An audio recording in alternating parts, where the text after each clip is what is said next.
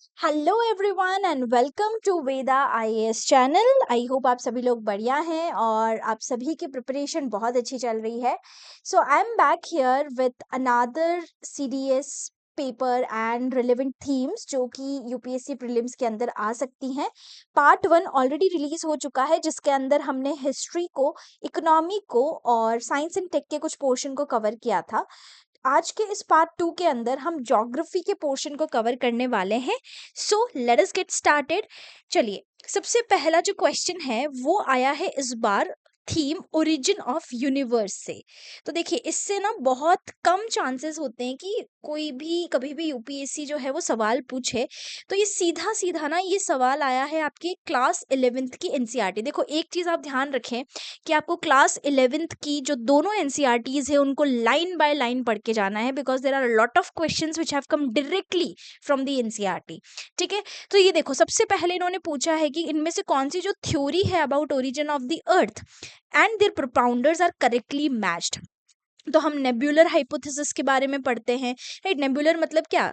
Nebula क्या था? Dust gases, इनका जो क्लाउड था, राइट। इसके अलावा बाइनरी स्टार जो हाइपोथेसिस है, प्लैनेटेसिमल्स मतलब बहुत सारे छोटे छोटे प्लैनेट मिलके एक बड़ा प्लैनेट बने थे due to the process of accretion, right. ये सब मैं नहीं कह रही, ये देखो नेब्यूलर हाइपोथेसिस किसने दिया था? आपके कांत ने दिया था 1755 के अंदर, है ना। कि जो हमारे प्लैनेट्स बने हैं टेरेस्ट्रियल मतलब जिसपे लैंड है, जिसपे कॉन्टिनेंट है, वो बहुत सारे कोलिजन्स और अक्रीशंस में बने हैं बाय ग्रेविटेशनल अट्रैक्शन। ये हम जानते ही हैं, है ना, कि एक बड़े से प्लैनेट से या फिर अगर हम बात करें तो सन से ही क्या हुआ था कि टकरा के उसके कुछ अवशेष हैं वो निकल के जब ऑक्यूपाई हुए, एक्यूमुलेट हुए, तो उन्होंने क्या बनाया? एक बोल सकते हैं प्लैनेट बनाया। प्लैनेटेसिमल हाइपोथेसिस चैम्बरलिन ने दी है, जिसमें ओरिजिन जो है प्लांट्स का that has been due to several tidal eruption and disruption of sun का मास, मतलब सन के मास से निकल के ही हम कह सकते हैं कि इस तरीके से प्लैनेट बने हैं बाय पेरेंटल ओरिजिन। तो ये सारी चीजें origin and evolution of the अर्थ वाला जो चैप्टर है, जिसके अंदर आप देखेंगे यहाँ पे कि one of the earlier and popular argument was by philosopher Immanuel Kant, ठीक है, जिन्होंने नेबुलर हाइपोथेसिस दिया।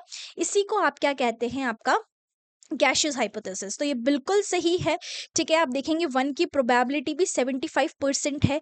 दूसरा जो बाइनरी स्टार हाइपोथेसिस है ना, ये रसेल ने नहीं दिया था, है ना, ये चीज़ आप ध्यान रखिए, it was not given by him.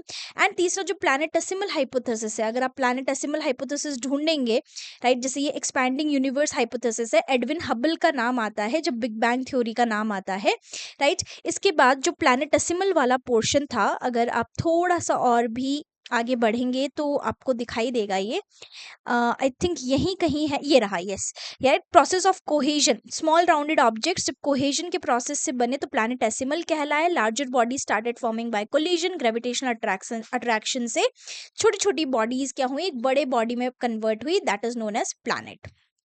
ठीक है, तो ये किसने दिया था? ये एक तरह से अगर हम बात करें तो ये चैम्बरलिन का दिया हुआ क्या है? सिद्धांत है, राइट। तो 1 एंड 3 यहाँ पर सही हो जाते हैं, 2 जो है वो गलत है। अब आप मुझे कमेंट्स में बताएं कि बाइनरी स्टार हाइपोथेसिस किसने दिया है, ठीक है। सो ओरिजिन ऑफ यूनिवर्स ये थीम नंबर 1 है जो आपको प्रिपेयर करके जाना है। Then comes what? Then comes the next question that is about rock. तो इस बार रॉक साइकिल, ठीक है, जो 3 तरह के रॉक्स होते हैं, इन्होंने रॉक प्लस वॉल्केनो को मिक्स करके क्वेश्चन को पूछा है। तो सबसे पहला देखो, आप जानते हैं 3 तरह के रॉक होते हैं, igneous rock, sedimentary rock, metamorphic rock. Igneous rock क्या है? पेरेंट रॉक है ना। और ये कैसे बनते हैं? देखो क्या पूछा है कि इनमें से कौन सा स्टेटमेंट जो है इग्नियस रॉक के रिगार्डिंग वो सही है। तो जब मैग्मा अर्थ के सरफेस मतलब अर्थ के इंटीरियर में जब कूल होता है तो it results in the formation of fine grand igneous rock. Fine grand मतलब बहुत ही छोटे दाने। अब आपको ना, आपने एक चीज पढ़ी होगी, क्या चीज पढ़ी होगी? दैट जो साइज होगा क्रिस्टल्स का, है ना, जो क्रिस्टल्स का साइज होता है, it is inversely proportional to the rate of magma cooling down. समझ में आ रहा है? मतलब क्या कि जितना जल्दी मैग्मा कूल डाउन होगा उतने कम साइज के क्रिस्टल्स बनेंगे, फाइन बनेंगे। समझ पा रहे हैं? और जितना कम रेट से मैग्मा कूल डाउन होगा उतने बड़े क्रिस्टल्स बनेंगे, राइट। तो यहाँ पे क्या लिखा है, when magma cools down deep in inside the earth's interior. जब आप मुझे बताइए कि जब इंटीरियर में वो कूल डाउन होगा, मतलब ये कूलिंग स्लो होगी, है ना, speed of rate of cooling of magma will be slow. तो क्या फाइन ग्रेन्ड होगा? स्लो कूलिंग मतलब मोटे दाने, दैट इज कोर्स ग्रेन्ड। समझ पा रहे हैं? तो ये जो है यहाँ पर गलत हो जाता है। दूसरा, basalt is a type of intrusive igneous rock. नहीं, बेसॉल्ट इंट्रूसिव नहीं है, राइट। बेसॉल्ट कैसा है? एक्सट्रूसिव रॉक है। बेसॉल्ट बनता है लावा से, जब मैग्मा सरफेस पे आ जाता है तब आपका बेसॉल्ट बनता है ना। और जो भी बाहर आएगा उसी के फाइन ग्रेन्ड होता है, क्योंकि rate of cooling of magma बढ़ जाता है। समझ पा रहे हैं? तो देखो, ये एक्सट्रूसिव रॉक्स में बेसॉल्ट है, एंडेसाइट है, रायोलाइट है। इंट्रूसिव में गैब्रो है, ग्रेनाइट है, डायोराइट है, ये सब इंट्रूसिव है। और एक्सट्रूसिव में बेसॉल्ट, एंडेसाइट, रायोलाइट जैसे आपके हैं। तो ये भी गलत हो गया, right. Most of the minerals of igneous rocks are silicates. अब ये आप मुझे बताएं, extrusive igneous rocks often undergo lithification. क्या मतलब है? लिथिफिकेशन का मतलब क्या हो गया? लिथिफिकेशन कब होता है? लिथी इज रिलेटेड टू स्टोन, है ना। तो जब लिथिफिकेशन का जो प्रोसेस है ना, वो सेडिमेंट्री रॉक से रिलेटेड है, ना कि इग्नियस रॉक से, क्योंकि इग्नियस रॉक तो कूलिंग होते हैं, है ना, कूलिंग डाउन। तो लिथिफिकेशन सेडिमेंट का होता है, तो सेडिमेंट्री रॉक से रिलेटेड है, इग्नियस रॉक से नहीं, राइट। तो what is silicate rich? C option is correct, बाकी A, C, A, B, D गलत हैं। तो इस बार इंपॉर्टेंट हो जाता है एक्सट्रूसिव और इग्नियस रॉक जो है पढ़ना, ठीक है। इंट्रूसिव एंड एक्सट्रूसिव स्पेसिफिकली जो एग्जाम्पल्स हैं इनको आप बिल्कुल करके जाएं, सारे एग्जाम्पल्स आपको एनसीईआरटी में मिलेंगे, ठीक है। फाइन ग्रेन्ड वो हैं जो जल्दी ठंडे हो जाते हैं, कोर्स ग्रेन्ड जो कम धीरे सिंपली कूल डाउन होते हैं। Then comes metamorphic rock. देखो, दूसरा सवाल है रॉक्स पे। पहला पूछा है ऑर्थो मेटामॉर्फिक रॉक। समझ रहे? ऑर्थो का मतलब आप जानते हैं क्या होता है? ऑर्थो का मतलब वो होता है, मतलब मेटामॉर्फिक एक तरह से, है ना, पेरेंट जो मेटामॉर्फिक है। तो देखो, ortho metamorphic rocks are formed from igneous rocks.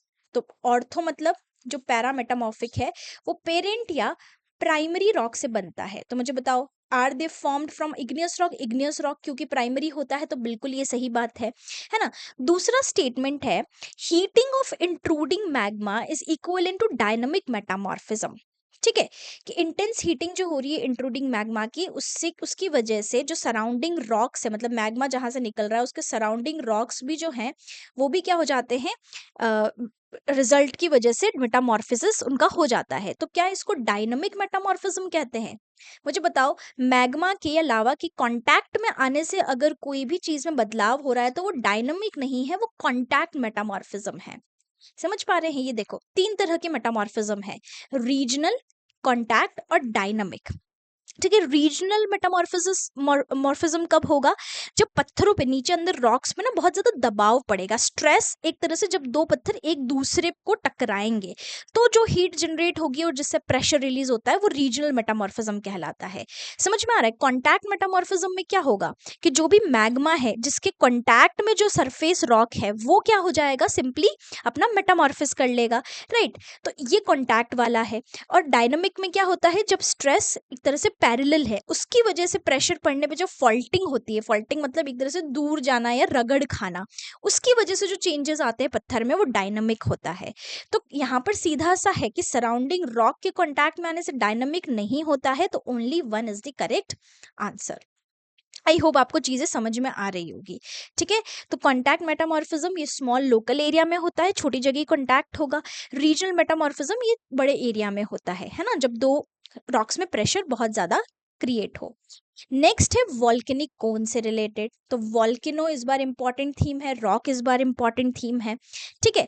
तो सबसे पहला जो स्टेटमेंट ये बोला है इन्होंने, क्या बोला है कि during volcanic eruption acid lava cones are formed by highly viscous lava. Simple सा नेचर है एसिडिक लावा और बेसिक लावा वाला। एसिडिक लावा वो लावा होता है जिसमें सिलिकन ज्यादा होता है, सिलिकेट ज्यादा होते हैं, ज्यादा विस्कस होता है, ठीक है। Viscous lavas have high mobility and they can travel, क्योंकि विस्कस लावास क्या होते हैं, वो जो बहुत ज्यादा एक तरह विस्कोसिटी क्या होती है, जैसे शहद है, शहद मुझे बताओ क्या वो ज़्यादा देर तक बोल सकते हैं फ्लो कर पाएगा? नहीं कर पाता, है ना? तो विस्कस बहुत ही थिक होता है, स्टिकी होता है ना? तो ये इसी का क्या हो गया, इसी का आपका वो हो गया, कॉन्ट्राडिक्टरी हो गया, है ना?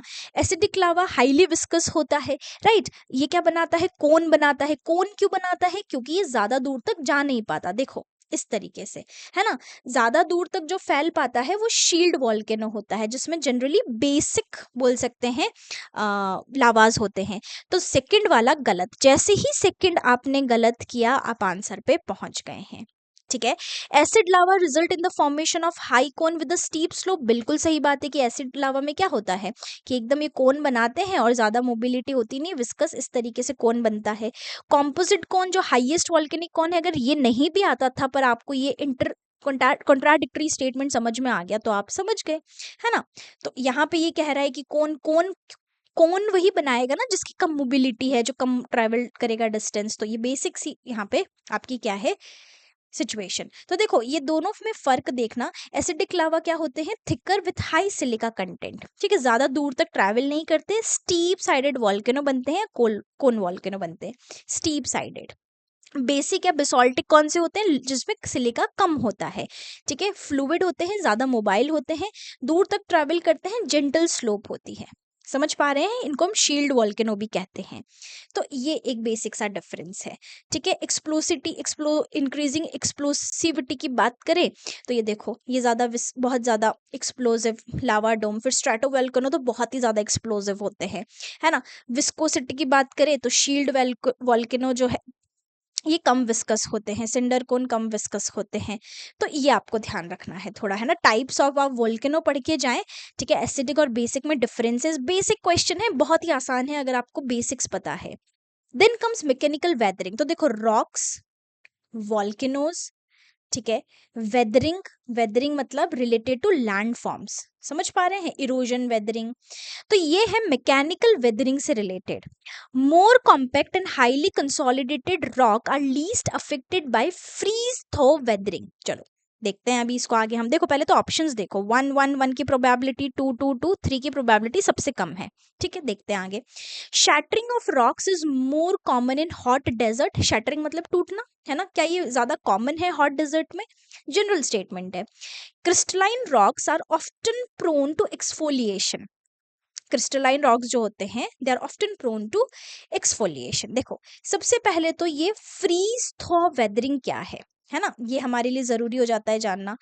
तो सबसे पहला क्या है, compact rocks least affected by freeze thaw. Freeze thaw मतलब एक तरह से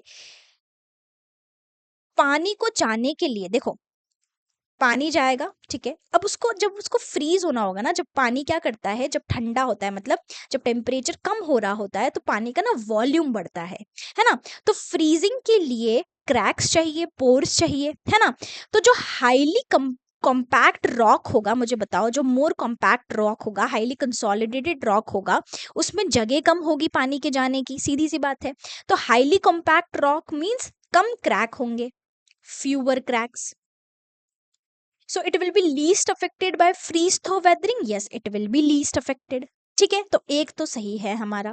फिर देखो कैसे होता है ये भी आप देख लो यहाँ पर, जैसे ये रहा, है ना। Water enters the crack. जितना कॉम्पैक्ट रॉक होगा उतने कम छोटे क्रैक होंगे, क्योंकि वाटर क्या करता है, एक्सपैंड करता है फ्रीज होने पे और ये तोड़ देता है रॉक को, समझ पा रहे हैं, स्प्लिट हो जाता है रॉक।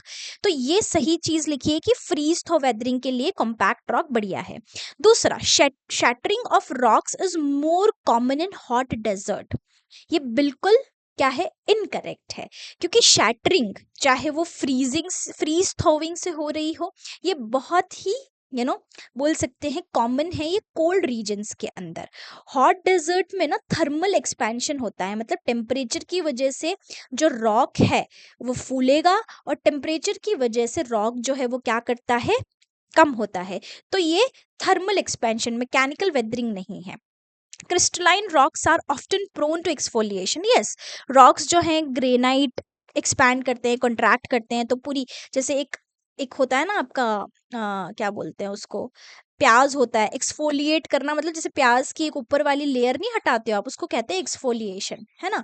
तो क्या क्रिस्टलाइन रॉक करेगा? यस। तो मेरे हिसाब से टू जो है ये शैटरिंग किस, अगर फ्रीजिंग थॉ वाले सेंस में कह रहा है तो टू गलत है ना, क्योंकि हॉट डेजर्ट में थर्मल एक्सपेंशन ज्यादा होता है, बट अगर फ्रीज थॉ वाले सेंस में नहीं कह रहा है तो ये थोड़ा सा यहाँ पे चैलेंजिंग है, बट ये आपको कॉन्सेप्ट समझना चाहिए कि वेदरिंग से रिलेटेड क्वेश्चन आ रहे हैं। Next we have about surface inversion. ठीक है, सरफेस इन्वर्जन से रिलेटेड एक और सवाल आया, टेम्परेचर इन्वर्जन। तो देखो सबसे पहला क्या स्टेटमेंट है, 1-2 बोथ 1 and 2 वाला क्वेश्चन है। Ground surface inversion is also termed as radiation inversion. बिल्कुल आपने देखा होगा, जो सूरज की शॉर्ट वेव लेंथ आती है रेडिएशन, तो सरफेस क्या रिलीज करता है, वो जो यहाँ पे जो गर्मी पड़ी है उसको रेडिएट ही तो करेगा आउटर एटमोस्फेयर में, जिसको आप इंफ्रारेड रेडिएशन कहते हो। तो ग्राउंड सरफेस से ही होता है ना। तो ग्राउंड सरफेस इन्वर्जन है क्या, जो रात को होता है due to loss of heat from the earth surface. जो रात को, क्योंकि धूप नहीं है रात को, तो रात को अर्थ सरफेस क्या करेगा, हीट रिलीज करता है। तो वो किस फॉर्म में होती है, रेडिएशन के फॉर्म में हीट रिलीज होती है ना। तो सरफेस जो होता है रात में, सरफेस जो होता है अर्थ का सरफेस, जो एयर जो होती है near the ground, it becomes colder. तो क्या इसको रेडिएशन इन्वर्जन कहते हैं? बिल्कुल। दूसरा, the existence of negative lapse rate results in surface inversion. मतलब क्या है कि नॉर्मली हम देखते हैं कि टेम्परेचर जो है वो कम होता है with increasing height, increasing altitude, right. But inversion में क्या हो रहा है, इन्वर्जन में क्योंकि रेडिएशन हुआ है, तो जैसे जैसे आप हाइट पे जाओगे ड्यूरिंग सरफेस इन्वर्जन, तो टेम्परेचर क्या करता है, हाइट पे बढ़ता है। तो ये उल्टा हो रहा है। Got it? This is called negative lapse rate. तो yes, negative lapse rate results in inversion. तो बिल्कुल सही है। Got my point? Both 1 and 2 is the correct answer. Basic सा है ये तो, मतलब टॉप ऑफ इन्वर्जन रात को दिन में किस तरीके से हीट escape करती है to space via radiation, ground और जो एयर है above the ground, it cools down. तो बिल्कुल सही बात है। ठीक है, अब ये नेचुरल वेजिटेशन वाला चैप्टर, इससे हर साल 2 नंबर का पक्का सवाल है। पिछली बार भी 2025 में भी क्वेश्चन था, 2024 में भी क्वेश्चन है, हर साल क्वेश्चन आता है। तो बहुत ही आसान है। देखो, थॉर्न फॉरेस्ट में खैर मिलता है ना। रोजवुड आप जानते ही हैं, तो सी का 2 हो जाएगा, सी का 2 हो जाएगा, तो ये 2 एलिमिनेट आप कर दें। ठीक है, फिर ये कह रहे हैं littoral and swamp forest. Littoral and swamp forest के अंदर क्या मिलता है आपके, जो सोनेरिटा है ये वाला, बी का हो गया 3। ठीक है, तो चलो इसमें भी है। अब हमें 1A और D में है, तो केल, केल जो है वो कौन से उसमें मिलेगा, आप बताइए। आप खुद सोचिए, केल जो मतलब है वो कहाँ का ट्री है। It is a coniferous evergreen native. समझ पा रहे हैं, जो केल ट्री होता है, केल पाइन होता है एक्चुअली में। Got it. और दूसरा है आपका रोजवुड। तो आप थोड़ा सा यहाँ पर दिमाग लगाएं, आप रोजवुड देखते ही क्या ना करें, आप अल्पाइन पे ना जाएं एक तरह से। समझ पा रहे हैं, क्योंकि ये जो है आपका ये शीशम, रोजवुड, राइट। तो ये किस तरह की, which type of we can say forest के अंदर ये आएगा रोजवुड, तो ये ट्रॉपिकल एवरग्रीन के अंदर आता है, या फिर आप कह सकते हो कि मॉइस्ट के अंदर। तो ये मॉइस्ट में जाएगा रोजवुड, तो ए का होते ही 4 आप ए ऑप्शन पे पहुंच जाते हैं। तो ये आपको ना नए स्पीशी हैं जो ध्यान रखने हैं, सोनारिटा, रोजवुड, खेर और केल। ठीक है, then comes north western Himalaya. North western Himalaya मतलब आप समझ रहे हैं कौन सा वाला, आपके जो नेपाल से पहले वाले जो हिमालयन की रेंजेस है वो वाले। करेवा जो है वो कश्मीर में मिलते हैं, thick deposit of glacial clay embedded with moraines. बिल्कुल, करेवास जहाँ पे केसर की खेती होती है ना, सैफरन कल्टीवेशन के लिए फेमस है। ग्लेशियल के जो सेडिमेंट्स है वहां पे मिलते हैं, जिन्हें आप मोरेन्स कहते हैं। पैंगोंग सोर सो मिरीरी, ये जो लेक्स हैं लद्दाख के अंदर, ये फ्रेश वाटर है, नहीं इतने ऑल्टीट्यूड पे है और हिमालय के पीछे है लद्दाख। समझ पा रहे हैं, तो फ्रेश वाटर नहीं है, सॉल्टी है, ये ध्यान रखें आप। पेंगोंग और सोमिरीरी दोनों ही क्या है, सॉल्ट वाटर लेक्स है। तो 2 कट गया। रिवर झेलम जो है वो मिएंडर करती है, बिल्कुल ये एक बहुत ही इंपॉर्टेंट फीचर है झेलम का, मिएंडरिंग वाला। देन कम्स मीटियोरोलॉजिकल ड्रॉट को लेकर, है ना, ड्रॉट को लेकर इस बार अच्छा सवाल है ये।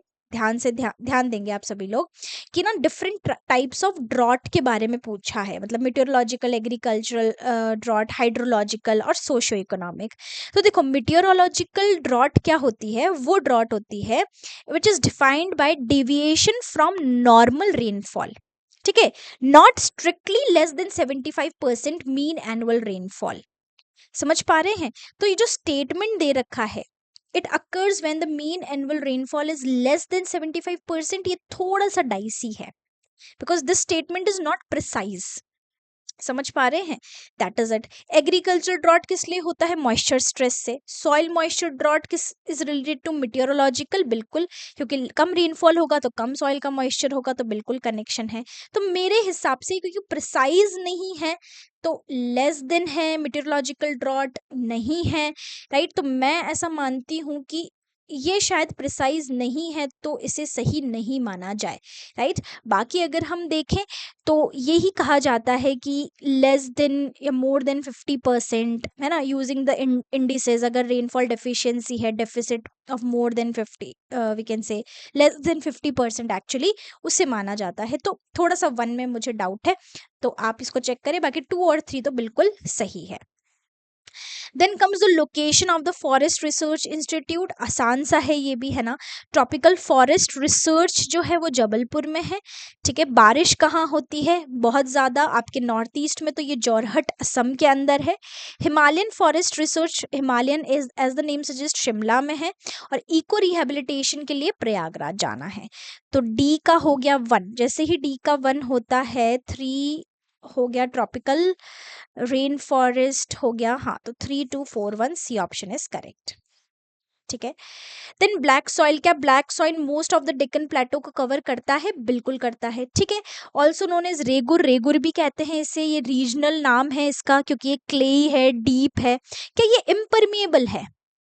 ये आपको ध्यान रखना है ना। देखो यूपीएससी का ना एक चीज होता है, आप ध्यान से ध्यान रखिएगा, क्या होता है कि ये आगे का स्टेटमेंट सही देता है, पीछे का गलत दे देता है, बट यहाँ सही है ना। ये अगर हम बात करें तो क्लेई है, डीप है, लो परमिएबिलिटी भी है, बट ये मॉइस्चर बहुत अच्छे से रिटेन करता है। समझ में आ रहा है? मतलब मॉइस्चर अच्छे से रिटेन करता है। यहाँ पर अगर हम बात करें तो ब्लैक सॉइल मतलब सॉइल्स ऑफ इंडिया जो है वो काफ़ी इंपॉर्टेंट है हमारे लिए, ठीक है। तो जनरली हम ब्लैक सॉइल को क्या मानते हैं? इम्परमिएबल ही मानते हैं, है ना। जनरली क्ले जो है वो इम्परमिएबल होता है, लो परमिएबिलिटी है, तो ये भी ठीक है। Since they are impermeable rain fed crops do not grow well in black soil, नहीं ऐसा नहीं है, ठीक है। रेन फेड जो क्रॉप्स हैं वो ग्रो करती हैं इसके अंदर, क्योंकि मॉइस्चर रिटेंशन बहुत ज़्यादा है इस मिट्टी का, ठीक है। जो कॉटन है वो बहुत अच्छे से ग्रो करता है, इसीलिए इसको ब्लैक कॉटन सॉइल कहते हैं। तो दे डू ग्रो। तो 3 आप एलिमिनेट कर दें, 1 एंड 2 आपका सही जवाब है, ठीक है। कुछ ऐसी होती है मिट्टी, ऐसे ये ना सेल्फ प्लोइंग है, मतलब एरेशन के लिए ये फूलती है, सेल्फ प्लोइंग है, इस तरह से क्रैक्स पड़ जाते हैं। इनमें से कौन सी रिवर्स है जिनको दिहांग के नाम से जाना जाता है? दैट इज ब्रह्मपुत्र, इसको यारलंग सांगपो कहते हैं तिब्बत वाले रीजन में, और दिहांग कहते हैं जैसे ही अरुणाचल प्रदेश में एंटर करती है। फिर इसमें ना दिबांग और लोहित नाम की 2 ट्रिब्यूटरीज मिलती है और फिर इसे ब्रह्मपुत्र कहा जाता है, ठीक है। शिपकीला कहाँ है? It is a high altitude pass, तो आप ध्यान रखें, पासेस, पासेस आर इम्पॉर्टेंट। कौन सी? तो सतलज वैली के अंदर, है ना, सतलज रिवर आती है क्योंकि वहां से, तो शिपकीला तो ये सतलज घाटी से आ रही है। देखो वेदरिंग से फिर सवाल है, mechanical weathering, chemical weathering, right. ये जो इम्पोर्टेंट टर्म्स हैं, बायोलॉजिकल वेदरिंग, तीनों तरह की जो वेदरिंग है ये आपको अच्छे से पढ़ के जाना है इस बार। तो देखो केमिकल वेदरिंग में जो मिनरल्स जो हैं फेल्सपार में वो क्यूलानाइट क्ले में चेंज हो जाते हैं। इस प्रोसेस को क्या कहते हैं? तो देखो कार्बोनेशन आपको पता होना चाहिए, चेलिशन पता होना चाहिए, हाइड्रेशन वाटर से रिलेटेड, ऑक्सीडेशन ऑक्सीजन से रिलेटेड, है ना। तो ये हाइड्रोलिसिस कहलाता है जब फेल्सपार टू क्ले चेंज होता है। But again you should go through all the, we can say, weathering, कि कैसे मैकेनिकल फ्रैक्चर होता है ड्यू टू केमिकल वेदरिंग। तो तीनों तरह की वेदरिंग और सारे प्रोसेस जो है वो इनको अच्छे से पढ़ना है, right, because it is very important actually. तो वेरी वेरी इंपॉर्टेंट है वेदरिंग का जो कॉन्सेप्ट है ना। तो ये जब हाइड्रेशन हाइड्रोलिसिस होता है तब क्या होता है, फेल्सपार केओलाइट में चेंज होगा। नेशनल पार्क से रिलेटेड सवाल है, रणथंबोर राजस्थान में, गिर गुजरात में, केबुल लामजाओ नहीं, ये केबुल लामजाओ कहाँ है, आराम से आप इसका आंसर दे सकते हैं। कौन सी सबसे पुरानी गवर्नमेंट ओन्ड कोल माइनिंग है, तो ये है सिंगरेनी। ठीक है, ये फैक्चुअल है, अगर हो सके तो ऐसे क्वेश्चन को छोड़े, तुक्का ना लगाएं। Then we have about Sargasso sea. Sargasso sea only sea है विदाउट अ लैंड बाउंड्री, क्या लगता है आपको? Is it the only sea without a land boundary? Yes और नो, बताइए, यस और no? Yes, only sea without land boundary, जो कि सराउंडेड है ओशन करंट से, है ना। It is not surrounded by any land, land से नहीं, ओशन करंट से सराउंडेड है, बिल्कुल। सरगासो सी में लोवेस्ट सेलिनिटी रिकॉर्ड होती है, नहीं नहीं नहीं, ये इनकरेक्ट है ना। तो वन ओनली बिल्कुल सही जवाब है। फिर ओशन करंट्स, अरे बहुत बहुत इंपॉर्टेंट थीम है ये इस बार, ocean currents. Difference in water density is the main cause for the formation of ocean currents. देखो, difference in water density is one of the causes of course, but यहाँ पर ये कहना कि मेन कॉज, अब यहाँ पर थोड़ा सा यूपीएससी खेल जाता है, समझ में आ रहा है। Density difference is the main cause, ऐसा नहीं, क्योंकि जो मेनली ड्रिवन होती हैं ओशन करंट्स वो विंड्स की वजह से होती हैं, सरफेस करंट्स और कोरियलिस फोर्स की वजह से। तो मेन कॉज नहीं कहेंगे, ये इनडायरेक्ट कॉज है, डायरेक्ट कॉज नहीं होती है वाटर डेंसिटी। मेन तो विंड्स या कोरियलिस फोर्स आता है। तो मेरे हिसाब से तो 2 एंड 3 जवाब होना चाहिए, है ना, क्योंकि फर्स्ट मेरे को नहीं लगता सही है मेन कॉजेस के अंदर। दूसरा कि density of water depends on temperature, salinity, pressure, बिल्कुल सही बात है ना। जो ठंडा पानी होगा, कोल्ड वाटर की डेंसिटी ज्यादा होगी कि कम होगी, it will be more denser, simple सी बात है। और जो गर्म और हाई सैलिनिटी वाला जो पानी होगा, है ना, टेम्परेचर कम सैलिनिटी ज्यादा, ये भी बहुत ज्यादा डेंसर होगा, सीधी सी बात है। और प्रेशर भी अफेक्ट करता है, तो बिल्कुल बिल्कुल ये सही है। As a rule ocean water moves from areas of higher density to areas of lower density. अब इन रियलिटी डेंस वाटर तो सिंक करता है, मूवमेंट वर्टिकल कॉम्प्लेक्स सर्कुलेशन है, मतलब not simply that it flows from high density to low density, but as a rule अगर हम कहें तो, अब क्योंकि फर्स्ट वाले और थर्ड वाले में काफ़ी वेग है, ये जो टर्म्स दे रखी हैं काफ़ी वेग हैं। ये ना, ये चार्ट बहुत इंपॉर्टेंट है ओशन टेम्परेचर और ओशन सैलिनिटी को लेके, है ना। तो सैलिनिटी कम है तो डेंसिटी कम है, वाटर राइज करेगा, सैलिनिटी ज्यादा डेंसिटी ज्यादा, वाटर सिंक करता है।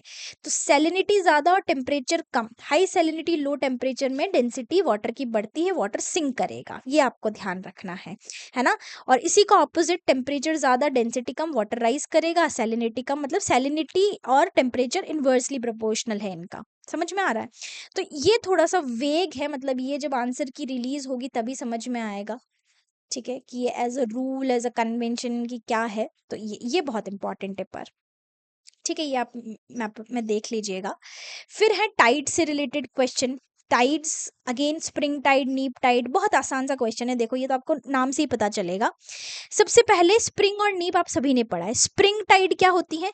वो टाइड जब मून अर्थ और सन तीनों स्ट्रेट लाइन में होते हैं, तो ग्रेविटेशनल पुल जो होता है कलेक्टिवली सन का और मून का, उससे जो टाइड्स आती हैं उसे स्प्रिंग टाइड कहते हैं। तो when they are in same line, तो ए का क्या हो गया, 4 हो गया, ठीक है, तो ए बी कैंसिल। अब आपको देखना है बी, बी क्या है, नीप टाइड। नीप टाइड कब होता है, जब क्वार्टर में है, क्वार्टर में जब होता है सन, सिंपल सी बात है ना। क्वाड्रेचर मतलब जब मून की पोजीशन 90 डिग्री है, ऐसे राइट एंगल बना रहे हैं सन अर्थ और मून, तो ये बी का हो गया 1। बी का जैसे ही 1 हुआ, फोर्थ ऑप्शन। एपोजी क्या होता है, आपने ना अपोजी और पेरिजी ये 2 पोजीशन पढ़ी होंगी, है ना।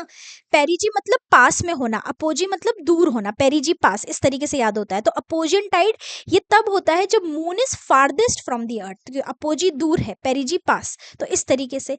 इक्विनॉक्टिकल, इक्विनॉक्टिकल मतलब इक्विनॉक्स पे, इक्वल एक तरह से। तो टाइड जो रिकर करती है at an interval of 6 months, समझ में आ रहा है, तो इक्विनॉक्टिकल स्प्रिंग टाइड हो जाएगी।